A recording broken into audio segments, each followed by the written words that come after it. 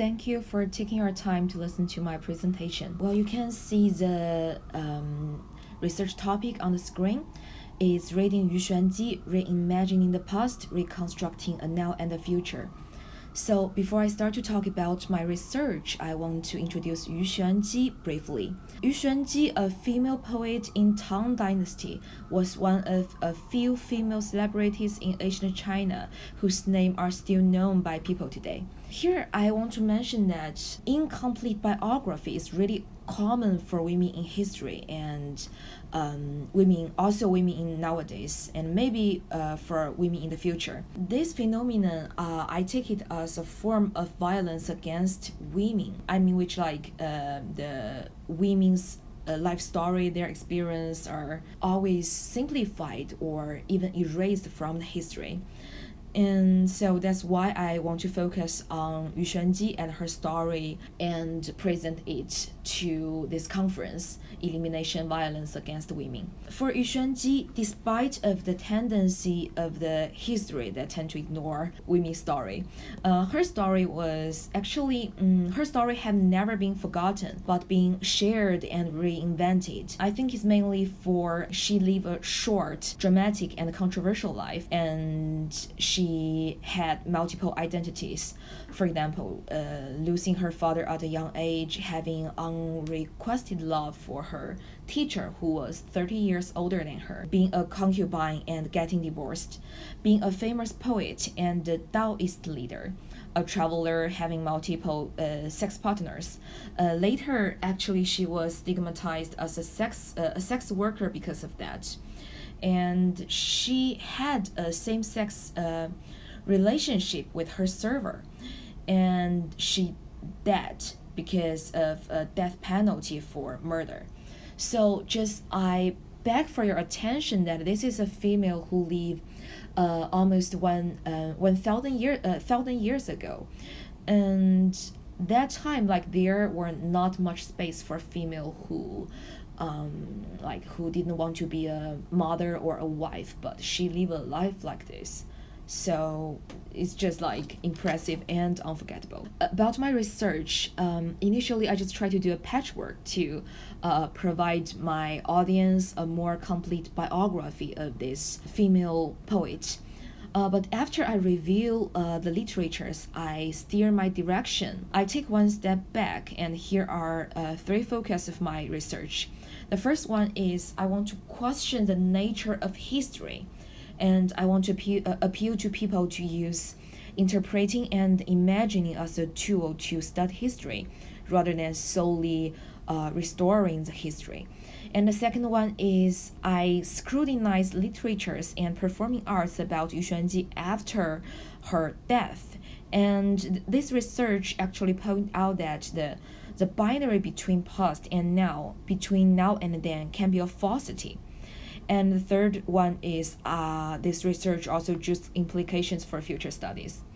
So this is outline, back to the past, a history. The second one, the continuity and the now. The third one, a future. And here I need your attention a little bit. That is, I use a before history, now, and future rather than the, because it's really this research studying Yu Xuanji's life make me realize the infinite possibility, the multiple facts lies in the past, now, and the future. So here I just use a to mean one possibility, one fact of this study. I encourage you guys to pursue the infinite possibility and to view one thing from multiple perspectives. The first part, back to the past, the history. For scholars who study Yu Xuanji's life, here are two main resources. The first one is text analysis of historians' record, and the second one is Yu Xuanji's poems. There are two main historian records regarding Yu Xuanji's life. The first one is Shanshui Xiaozhu by Huang Fu Mei. Huang Fu was Yu Xuanji's contemporary, and he actually lived close to Xianyiguan, where Yu stayed. His records should be relatively reliable, but the record actually devotes about 3/4 of its space to describe the story of Yu's tragic death in exaggerated details, which reduced the credibility of the record. And the second one is 北梦所言 by Sun Guangxian. Sun died about 1 century later than Yu, and his narrative about Yu actually based on earlier records. So, though serious and cautious, unfortunately, Sun's narrative provide only a few sentences about Yu's basic information like names, marriage. Here on this page is like almost all people can get from text analysis, just the big events, the skeleton of Yu's life. And here we come to the part about the value of studying Yu's poem. Yu left around 50 poems after her life, so quite productive. And here, many scholars actually recognize the value of studying poems to learn ancient Chinese lives, because traditional Chinese poetry was not like a form of creative writing. It's actually like a diary, which poets used to record their own life. I think to study the Yu's poems, it actually convey more emotional value to the audience. But there's a problem about the poems. Here you can see the Chinese, the Mandarin on the screen. You may not be able to read it, so I'll translate for you. It's Yu's most famous poem, not even one of. The initial title, the initial title for this poem is For a Neighbor Girl. Neighbor girl in China, it means like some girl usually like younger than you, and you are in kind of a close relationship, like sisters or close friends. But later, the title was changed by somebody else into For Li Yi. Li Yi was Yu Xuanji's husband who abandoned her. That's the first thing about this poem. And the second one is I need to translate the poem in general. The first sentence in this poem is like it's just describe a sorrow feeling. And the second sentence in the poem is it's easy to get valuable treasure, to get valuable stuff, but it's hard to get true love. Get true love from a guy. That's the meaning of the second sentence. And the third sentence still describe a sorrow feeling. And the last sentence, the meaning of the last sentence is like, hey, you have the attraction to get a good, even a better, handsome guy. Why you stay in the hatred? So if you take the poem as a whole part, you can realize it actually it's like elder, more experienced female gave advice to young girls and asked them to be confident and to enjoy their own life. But after the title was changed, and here the picture, the photo on the screen is from a contemporary film about Yu's life, and this is you can see there are Chinese on the photo. It's actually the second sentence from the poem, like it's easy to get valuable stuff, but it's hard to get true love from a guy. And actually this sentence is the most widely circulated sentence. So we can realize that the exposure to the public of the poetry is like it's highly selectively. For most people, they will not go back and read the full poem. And just by the title and by this one sentence, the image of the author can be totally manipulated or censored. It's like a female who is trapped in her love and always feels sad and desire for true love. But the wise side, the giving advice side, was totally just erased from the public's awareness. So here, what I want to mention that is actually, I feel to dig deeper into the gaps of one's life, the gaps between the big events, and to pay attention to disputes among scholars can actually convey more information to the audience. For example, Yu's love for Wen Tingyun, who was her teacher, who was 30 years older than her, and her love for Lü Qiao, the same-sex relationship with her server, was seldom mentioned in the mainstream academia. in the mainstream academic studies, which should be intriguing, like why people tend to focus on the heterosexual part rather than the queer love part. And the second one is Yu's relationship with Li Yi. There are two main theories about her relationship with Li Yi. The first one is she just married Li Yi for 3 months, then she was abandoned. And the second one was actually she stayed with Li Yi for 3 years. And in the 3 years, Li Yi took her for many trips, took her to a lot of formal situations, and even took her to polo games. So in the second story, actually, Li Yi was a source, a social resource for Yu Xuanji, and Yu Xuanji really benefited a lot from this relationship, rather than just being hurted and being abandoned. And the third one is why Yu ended up being a Dao priestess. Like there are mainly two theories. The first one was she was abandoned and she was sent passively by Li Yi into the Dao temple. And the second theory is that Li Yi was forced by his wife out of jealousy to divorce Yu Xuanji, but they're still in love. So Li Yi sent Yu Xuanji to a Dao temple, and at the same time, actually, Yu Xuanji decided to go to a Dao temple because the Dao temple actually promised more freedom for women at that time. And the last one was the mysteries around Yu's murder and death.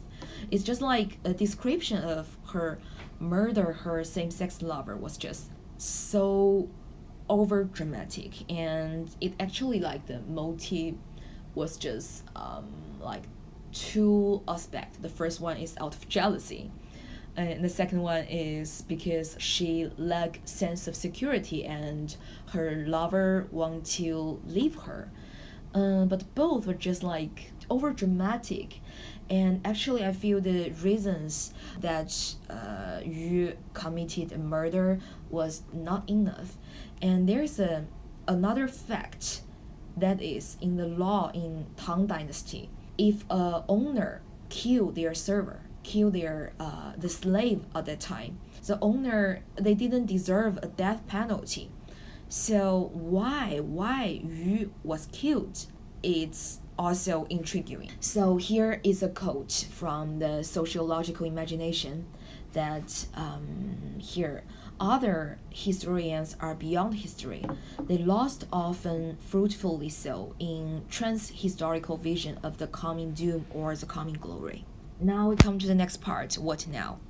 So when people talk about Yu Xuanji's life and nowadays people's study of her life, people tend to fall into illusion of a past and a now binary.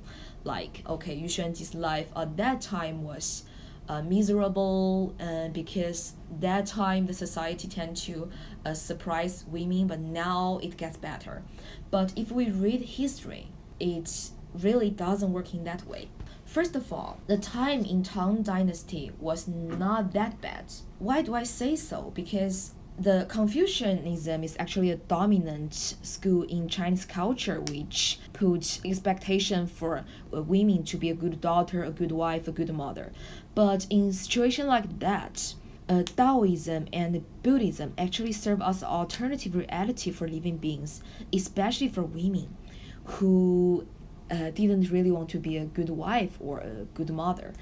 And the Tao priests in Tang Dynasty actually they have a space with relatively more freedom. For example, they were totally financially independent because they were fully sponsored by the government, and they were like public figures. They enjoy their reputation, and especially for Tao priests, because of the doctrine of the Taoism, they partially gain sexual liberty because actually the sexual intercourse was part of the practice of Taoism. So actually I can say that the life of Taoist priests in Tang Dynasty was not that bad.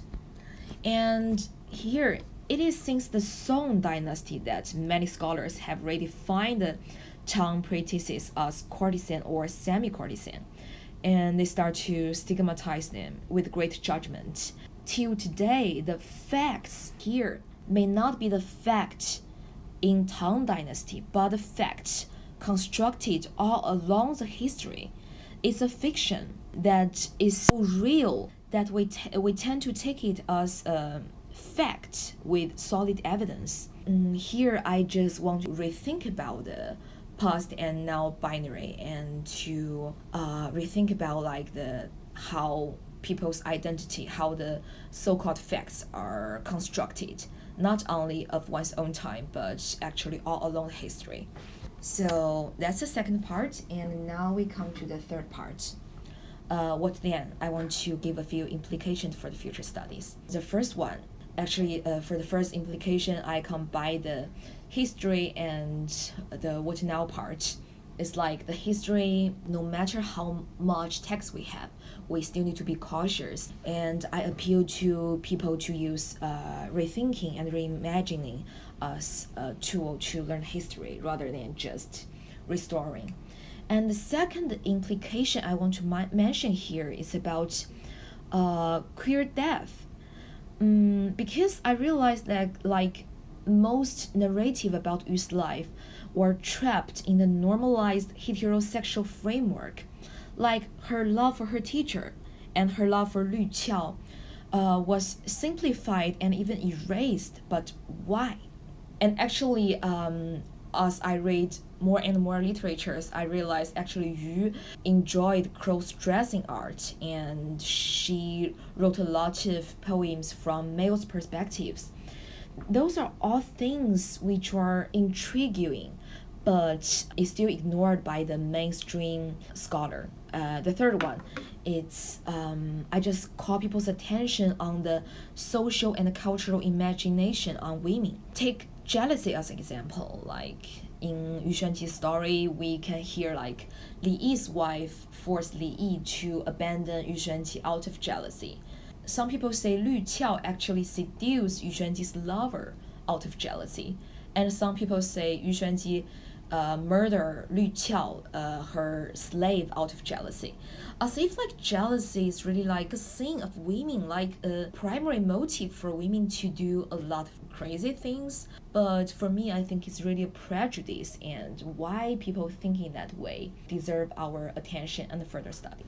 And here are some quote about the concept queer death, and some movie scene from the contemporary movie, the queer love and the murder scene. Is like Yu Xuanji murder her lover and her slave out of jealousy and lack of sense of security. And here I quote something of my own writing. So many mysteries as materials for us to dig deeper. However, many researchers are still focusing on arguing if Yu Xuanji was a courtesan or not. Why don't we ask a more basic question? Why it even matter? And here I use some quote on the ethics of writing biography, that if identification is a prerequisite of writing about one's life, and the second one, we should allow the ambiguity and the multiple existence to stay in biography, to stay in the public's views, a respect to study of the history. And here's actually a new imagination that people say, Yu Xuanji, Wei Zhuang, and He Ning. Wei Zhuang and He Ning are two other celebrities in ancient China. They think that they are actually the same person. Researchers drew this conclusion based on an analysis of the meaning of their names, the style of their writings, and the events of their lives. And if it's true, Yu had lived for at least 111 years. And it's interesting. It may not be reliable, but it actually opened up new possibility. Personally, I wish it's true, because maybe I just love this female, and I wish that she could be more possibility in her life rather than trapped in the heterosexual framework, and rather than a short life, less than 30 years. That's just my own imagination and my own best wishes. So thank you so much for your time. Here's my reference list, and here is my contact information, and please feel free to contact me if you have any questions. Thank you so much.